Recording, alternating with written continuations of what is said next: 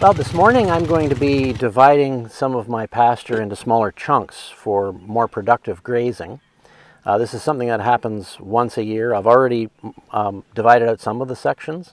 I have some others to do. So let's go take a look and I'll show you how I make it happen.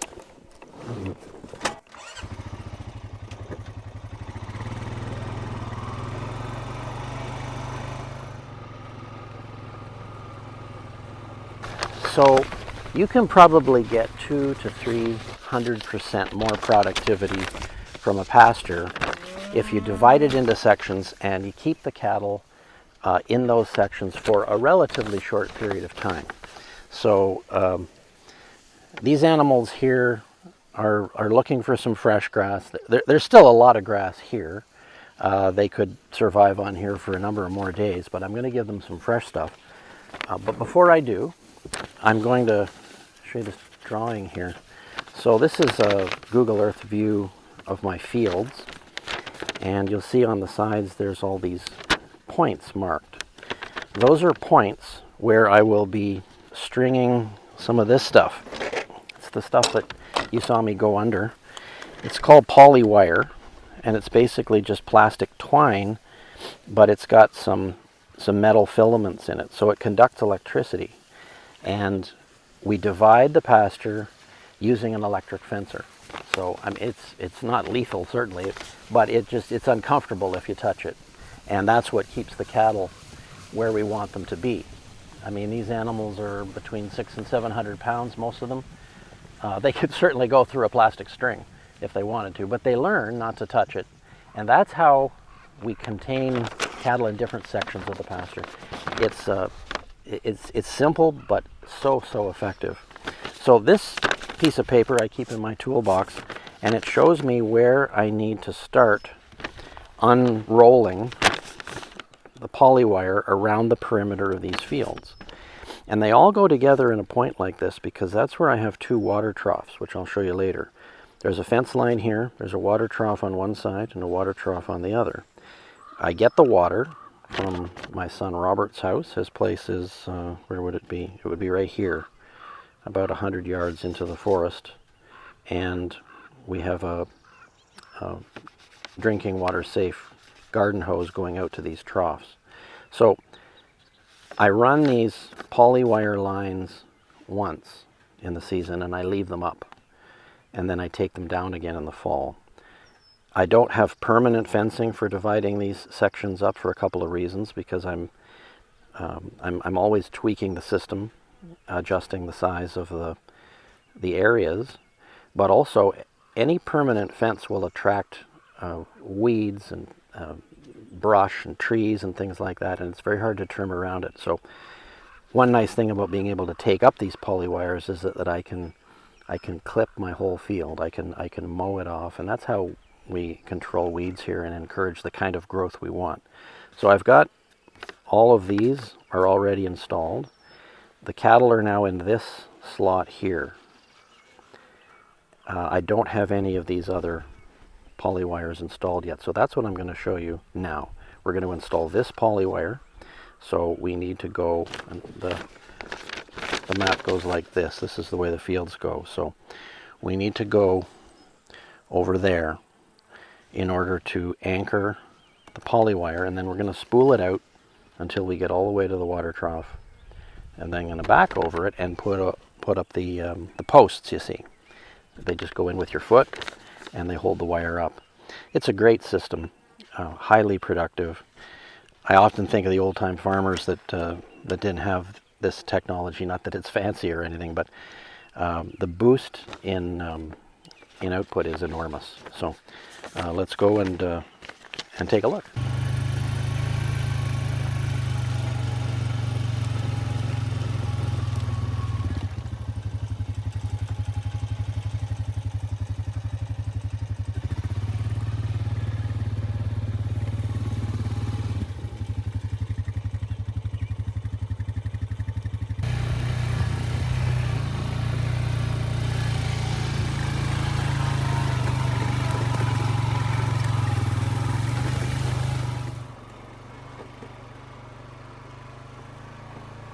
So one of the things I have to keep my eye out for is thistles and weeds I don't want. So even though I'm not out getting rid of them right now, I have on board some thistle killer here. So if I see them as I'm going about my ordinary business, I can just, and that's it. That thistle's going to die in about a month or so. So let's get onto the fence line and get this polywire unrolled.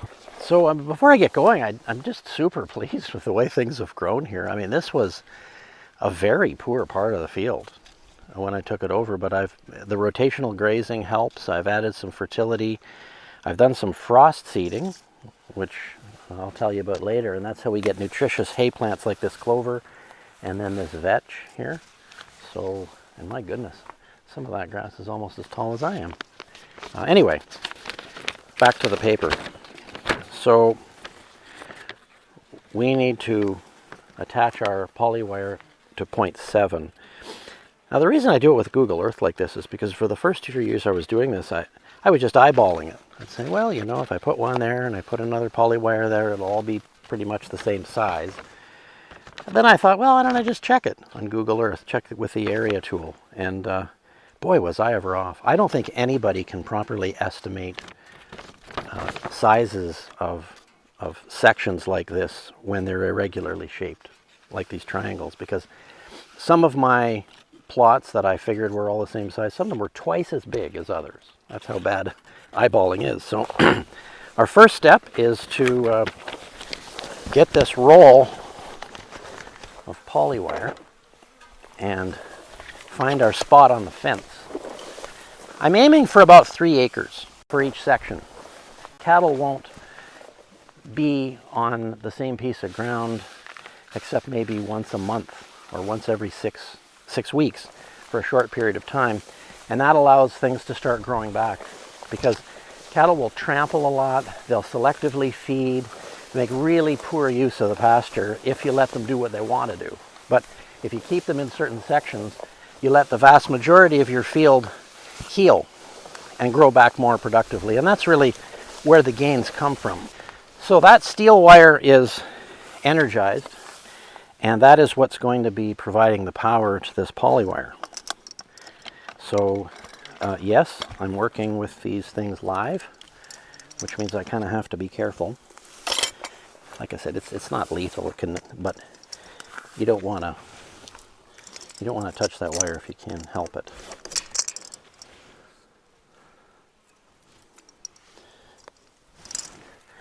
So I used to use regular bungee cords for this, but they rotted out in a year or two of exposure to the sun. So I thought, well, gee, I'll just try some rubber bungees here. See how that works. You think rubber is always an electrical insulator, but it's actually not, at least not these ones. I found that when I had the hook connected right to the string, I was actually getting a short situation. I was losing power that way. So that's why I have this insulator on here. Now remember, you don't want to touch this. And I also want to get an eye on where I'm going. So that's the direction I want to go. So I will just pay out a little bit of line here. And then I'm going to go get the four-wheeler, because I got something neat to show you, a real efficiency booster for unrolling.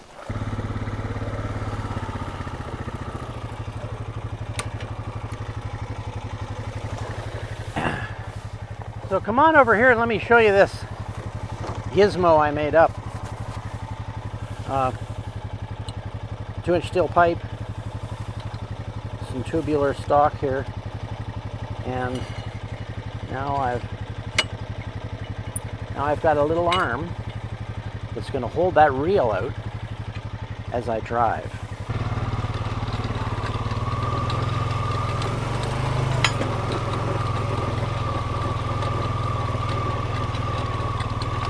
So my job here now is just to drive as straight as I can,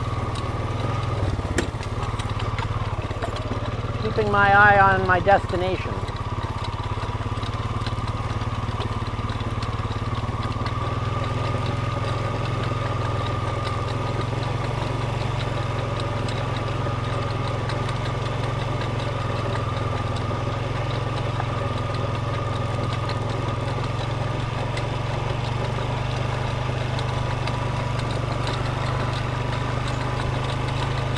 So that birdhouse there, I'm building more of them each year. Those are for tree swallows.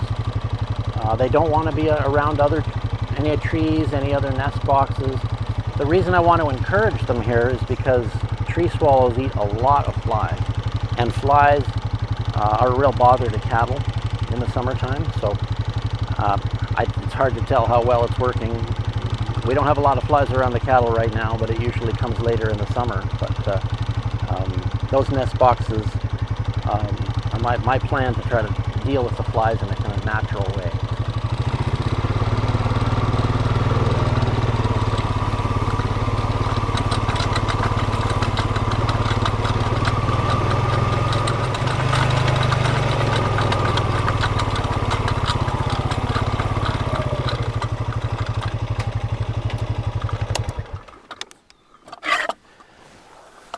So now it's time to make the connection to the other end.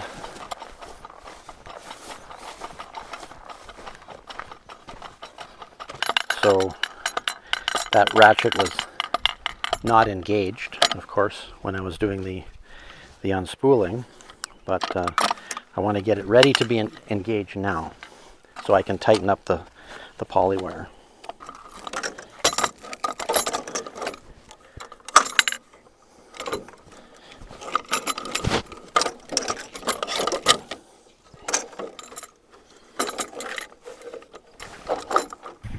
So if you have to cross these things, so you could try to do it's a limbo dance underneath of them, but you're not going to get a shock with rubber boots. So I just step over it, and it's flexible enough that it's no problem. Now these are the posts I use. There's lots of different kinds of posts for this. This is made by a company called Gallagher.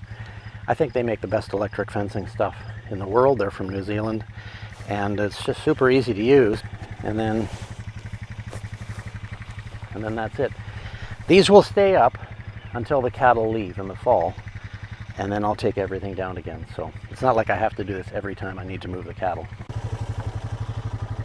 I used to do this job entirely by hand, walking out the poly wire and carrying a bundle of posts in my hand.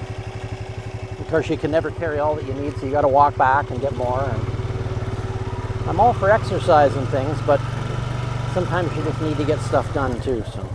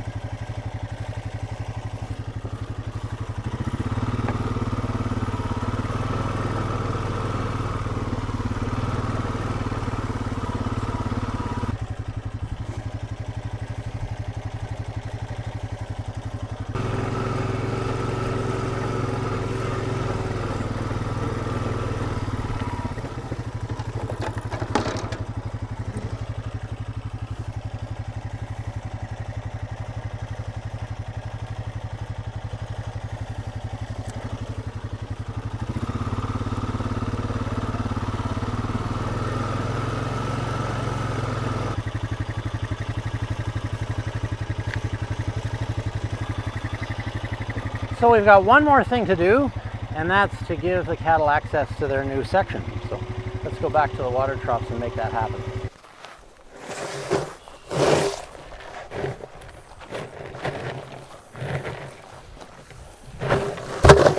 Unlike people, cattle really do know when grass is greener on the other side of the fence, so I'm not going to need to persuade them to move over. They're kind of anticipating it, as you can see.